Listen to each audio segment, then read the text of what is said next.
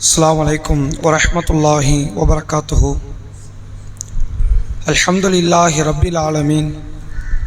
வஸ்ஸலாத்து வஸ்ஸலாமு அலா ரசூலில்லாஹி வ ஆலிஹி வ ஸஹ்பிஹி அஜ்மாயின். வமன் தபிஅஹு வ தாஅஹு பித்தீனி இலா யௌமித்தீன். கண்ணியத்திற்கும் பெருமதிப்பிற்கும் உரிய எல்லாம் வல்ல அல்லாஹ்வின் நல்லடியார்களே, அல்லாஹ் ரப்புல் ஆலமீன்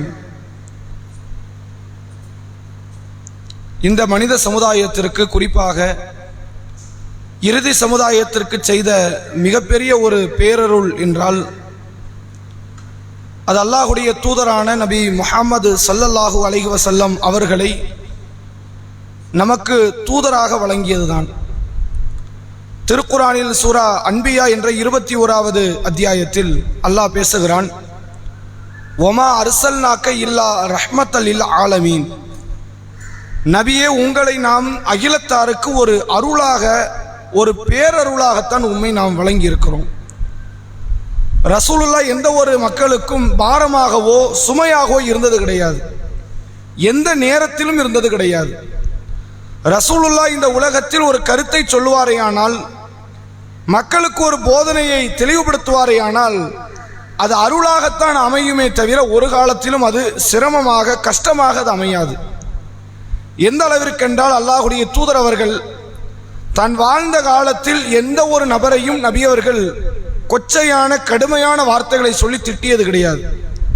ஒரு கடும் ஆத்திரத்தை ஏற்படுத்துகிற நிகழ்வை தரும் பொழுது ரசூலுல்லாஹ் அவருக்கு எதிராக பிரார்த்தனை செய்த நிகழ்வுகள் உண்டு. அதை கூட நபிகளார் சொன்னார்கள், யா அல்லாஹ், நான் யாருக்கு எதிராக பிரார்த்தனை செய்கிறேனோ அவருக்கு அதை நலனாக நீ ஆக்கிவிடு. அந்த பிரார்த்தனையை ஏற்றுக்கொண்டு அவருக்கு ஒரு பெரும் துன்பத்தை, பாதிப்பை நீ தந்துடாத. யாருக்கு எதிராவது நான் பேசிட்டேன் அப்படின்னா அதை அவருக்கு நலனாக, நன்மையாக நீ அமைத்து விடு என்று நபி அவர்கள் பிரார்த்தனை செய்கிறார்கள். இப்படி எந்த ஒரு நபருக்கும் சொல்லாலும் செயலாலும் துன்பம் தராத, எல்லா நிலைகளிலும் பிற நபருக்கு நலனை மட்டுமே நாடிய உலகத்தில் வாழ்ந்த ஒரு பெரும் தலைவர் என்றால் அது முஹம்மது ஸல்லல்லாஹு அலைஹி வஸல்லம் என்ற அந்த மாமனிதரை தவிர வேறு ஒருவர் அவருடைய இடத்திற்கு தகுதி படைக்க மாட்டார். அப்படிப்பட்ட அந்த ரசூலுல்லாவை இந்த சமுதாய மக்கள் போற்ற வேண்டும் என்று சொன்னால் அல்லாஹ் திருக்குரானிலே சொல்கிறான், வரஃபஅனா லக திக்ரக். நபியே, உங்களுடைய புகழை நாம் மேலோங்க செய்துவிட்டோம். ரசூலுல்லாஹ்வுடைய நற்பண்புகளில் ஒவ்வொரு காரியத்தை எடுத்து விலாவரியாக பேச வேண்டும் என்றால் ஆண்டுகள் பல ஓடிவிடும். ரசூலுல்லாஹ்வுடைய அமல்களை பற்றி பேசினால் ஆண்டுகள் ஓடிவிடும்.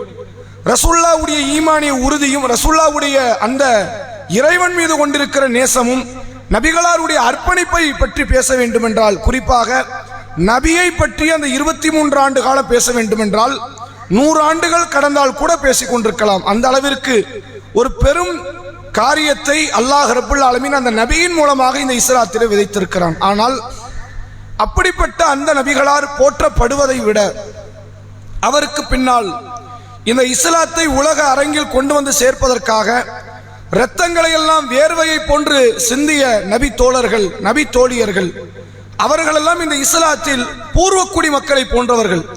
அவர்கள்தான் இந்த இஸ்லாத்தினுடைய ஆரம்ப கட்ட முதன்மை தலைமுறையினர்கள். அந்த தலைமுறையினர்கள் போற்றப்படுவதை விட அதற்கு பின்னால் வந்த இந்த இஸ்லாத்திற்காக அரும்பாடுபட்ட இமாம்கள், அரும்பாடுபட்ட இஸ்லாமிய முன்னோர்கள் எல்லாம் போற்றப்படுவதை விட ஒரு குறிப்பிட்ட ஒரு நபர், குறிப்பாக தமிழ் பேசக்கூடிய முஸ்லிம்கள் மக்கள் மத்தியில ஒரு பெரும் ஆதிக்கம் செலுத்தப்படுகிறார் என்றால் கௌசுல் ஆலம் என்று அழைக்கப்படுகிற முஹைதீன் அப்துல் காதர் ஜெயிலானி என்ற ஒரு நபர். ஏறத்தாழ இப்போதிலிருந்து ஒரு 700 ஆண்டுகளுக்கு முன்பாக வாழ்ந்த ஒரு மார்க்கறிஞர். ஒரு தலை சிறந்த ஒரு அறிவை, பேராற்றலை கொண்டு மக்கள் மத்தியிலே மார்க்கத்தை, தௌஹீதை சொல்லி அந்த மக்களை எல்லாம் வென்றெடுத்தார். பல மூட பழக்க வழக்கங்களை விட்டெல்லாம் அந்த மக்களை விடுவித்தார். ஏராளமான மார்க்க கருத்துக்களை எல்லாம் சொல்லி மக்களை மார்க்க அடிப்படையிலே வாழ வைப்பதற்கான முயற்சிகளை செய்தார். ஆனால் அந்த முஹைதீன் அப்துல் காதர் ஜெயிலானி என்ற நபர் ரசூலுல்லாவை விட ஒரு சில நேரங்களில் மதிப்பை உயர்த்தி பார்க்கிறார்கள்.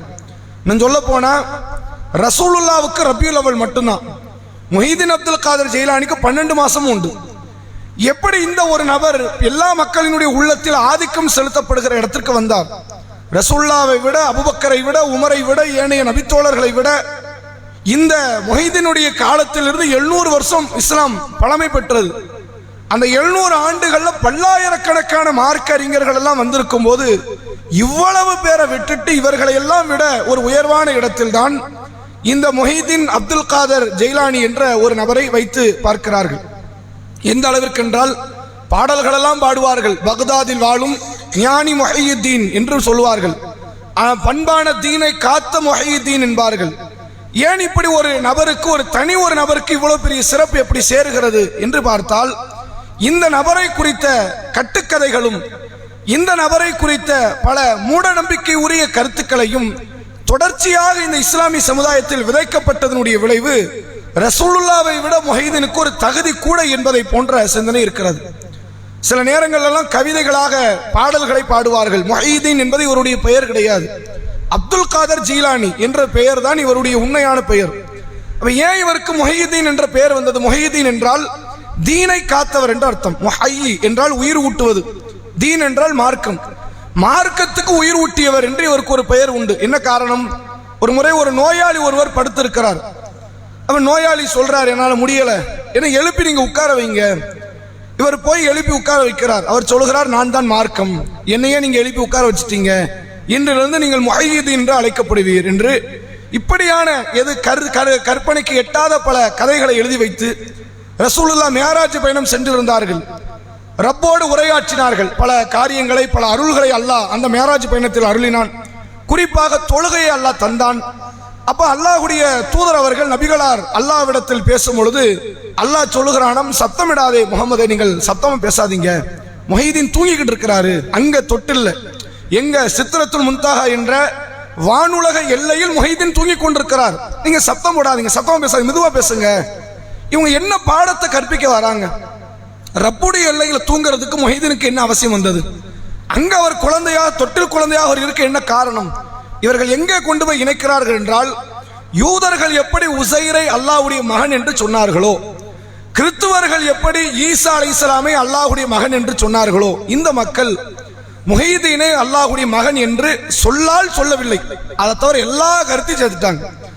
ரப்புடைய அத்தனை பாட்டையும் அத்தனை இலாக்காவையும் கொண்டு வந்து இவர்கிட்ட கொடுத்தாச்சு. அல்லாஹ்க்கு எந்த இலாக்கா வேண்டாம், அல்லாஹ்க்கு ஓய்வை கொடுத்துருவோம். குழந்தையை கொடுப்பது முஹைதீன், மழையை கொடுப்பது முஹைதீன், நோய் நிவாரணத்தை தருவது முஹைதீன், உலகத்தை காப்பாற்றுவது முஹைதீன், எல்லா காரியமும் அல்லாஹ்வுக்கு கிடையாது, இவருக்கு தான். அல்லாஹ்க்கு ஓய்வை கொடுத்து விடுவோம் என்பதை போன்று இந்த முஹைதீன் என்கிற ஒரு நபருக்கு, ஒரு மார்க்க அறிஞருக்கு ஒரு அதிகப்படியான ஒரு அருளை இருப்பதை போன்ற ஒரு நம்பிக்கை மக்கள் மத்தியில் நிலைநாட்டப்படுகிறது. அதனால் தான் இந்த ரபியுல் ஆஹிர் என்கிற மாதத்தை நேற்று மகரிப்பிலிருந்து அடைஞ்சிருக்கிறோம். இந்த ரபியுல் ஆஹிர் என்பது முஹைதீன் மௌலூத் ஓதப்படுகிற ஒரு மாதமாக, முஹைதீன் அப்துல் காதர் ஜெயிலானியை குறித்து பெருமளவில் போற்றி புகழக்கூடிய ஒரு மாதமாக பார்க்கப்படுகிறது. பொட்டல் புதூர்ல தர்காவில் கந்தூரி நடக்கும். முஹைதீன் தர்கா என்று எங்கெல்லாம் தமிழகத்தில் இருக்கிறதோ, தமிழகத்தை கடந்து இருக்கிறதோ, அங்கெல்லாம் கந்தூரி நடக்கக்கூடிய மாதமாக இது பார்க்கப்படுகிறது. இன்றைக்கும் மக்கள் நம்புகிறார்கள், இந்த மாதத்தில் குறிப்பிட்ட ஒரு இரவில் மக்கள் எல்லாம் ஒன்று கூடி இருட்டிலே 1000 முறை முஹைதீனை கூப்பிட்டால் வருவார் என்று நம்புகிறார்கள். 1000 முறை கூப்பிட்ட வருவாங்க அல்லாஹ், அதாவது முஹைதீன் வருவார் என்று நம்பி இந்த மக்கள், அல்லாஹ் திருக்குர்ஆனிலே சொல்கிறான், வைதா சஅலக இபாதி அன்னி, என்னை பற்றி நபியே உங்களிடத்தில் என்னை பற்றி மக்கள் கேட்டால், ஃபஇன்னி கரீப், நான் பக்கத்தில் இருக்கிறேன் என்று சொல்லுங்கள். உஜீபு தாவத்த தாஇ இதா தஆனி, அழைப்பவன் என்னை அழைக்கட்டும், நான் அவனுக்கு பதில் அளிக்கிறேன். என்னையே அவன் நம்பட்டும், அவன் நேர்வழி பெறுவான் என்று அல்லாஹ் திருக்குர்ஆனில் சொல்கிறான். நீ கூப்பிட்டால் நான் பதிலளிப்பேன் என்று சொன்ன அந்த அல்லாஹ்வை அழைப்பதை விட்டுவிட்டு யார் இறந்தவரோ, யார் எந்த ஒன்றையும் செவியேற்காத இடத்தில் இருக்கிறார்களோ, அல்லாஹ் திருக்குர்ஆனிலே சொல்கிறான் சூரா அல் அஹ்ராஃபிலே, இன்னல்லதீன ததுஊன மின் தூனில்லா, அல்லாஹ்வை விட்டுட்டு நீங்க யாரை அழைச்சாலும் சரி, அது முஹைதீனை அழைத்தாலும் சரி, அது முஹம்மது நபியை அழைத்தாலும் சரி, ஐபாதுன் அம்சாலுக்கும், அவர்களும் நீங்களும் ஒண்ணுதான், அடிமையில் சமம், அதுல மாற்றம் கிடையாது. சொல்லிட்டு அல்லாஹ் சொல்றான், ஃபல் யதுஊஹும் ஃபல் யஸ்தஜீபு லக்கும் இன் குன்தும் சாதிகீன், நீங்கள் அவர்களை அழையுங்கள், நீங்கள் உண்மையாளர்களாக இருந்தால் அவர்கள் உங்களுக்கு பதில் தரட்டும். இவங்க தானே பிள்ளையை தந்தாங்கன்னு சொன்னீங்க, இவங்க தானே மலையை தந்தாங்கன்னு சொன்னீங்க, நீங்க கூப்பிடுங்க, அவர் பதில் தரட்டும் என்று அல்லாஹ் சொல்கிறான். அப்ப இந்த இஸ்லாமிய சமுதாயத்தில் ஒரு அடிப்படையை நீங்கள் தெரிந்து கொள்ளுங்கள், இறந்தவர்கள் என்றைக்கும் இறந்தவர்கள், நல்லோர்கள் உண்மையில் போற்றப்பட வேண்டியவர்கள், அதில் மாற்றம் கிடையாது. சில மக்கள் எல்லாம் வந்து சமுதாயத்தில் ஒரு பெரும் சீர்திருத்தத்தை செய்துவிட்டு மரணித்திருப்பார்கள். அந்த சீர்திருத்தவாதிகளில் முக்கியமான ஒருவர் முஹைதீன் அப்துல் காதர் ஜெயிலானி. இவர் பல இணை வைப்பு சிந்தனையை உடைத்து எறிந்திருக்கிறார். மார்க்கத்தின் பேரால் புதிதாக நுழைந்த பல பிதாத்துகளை இல்லாமல் ஆக்கியிருக்கிறார். எத்தனையோ பல சமுதாய சீர்திருத்த காரியங்களை மார்க்க அடிப்படையில், குர்ஆன் ஹதீஸ் அடிப்படையில் மக்களை வென்றெடுத்திருக்கிறார். அப்படிப்பட்ட ஒரு தலை சிறந்த ஒரு மார்க்க அறிஞர் என்ற இடத்தில் வைத்து மதிப்போமே ஆனால் நாம் இஸ்லாத்திற்கும் கண்ணியம் சேர்த்து விட்டோம், முஹைதீனுக்கும் கண்ணியம் சேர்த்து விட்டோம் என்று அர்த்தம். மார்க்க அறிஞரை தூதர் இடத்துல வைக்கவே நமக்கு அனுமதி கிடையாது. நம்ம அபூபக்கரை வைப்போம், கொஞ்சம் யோசிச்சு பாருங்க. ரசூலுல்லாஹும் அபூபக்கரும் நகையும் சதையும், அந்த அளவிற்கு மிக நெருக்கம். எந்த ஒரு சபையில் ரசூலுல்லாஹ் இருக்கிறாங்களோ அங்க அபூபக்கர் இருப்பாங்க, எங்க அபூபக்கர் இருக்கிறாங்களோ அங்க ரசூலுல்லாஹ் இருப்பாங்கன்னு பேசுகிற அளவிற்கு அபூபக்கர் நெருக்கம். நபிகளார் சொன்னார்கள், நான் அல்லாஹ்வை தவிர்த்து ஒருவரை இந்த உலகத்தில் நண்பராக ஆக்க எண்ணி இருந்தால் நான் அபூபக்கரை ஆக்கியிருப்பேன். ரசூலுல்லாஹ் யாரையுமே நண்பர் ஆக்கல, சும்மா சொல்லிக்கிறேன் உங்க சஹாபின்னு.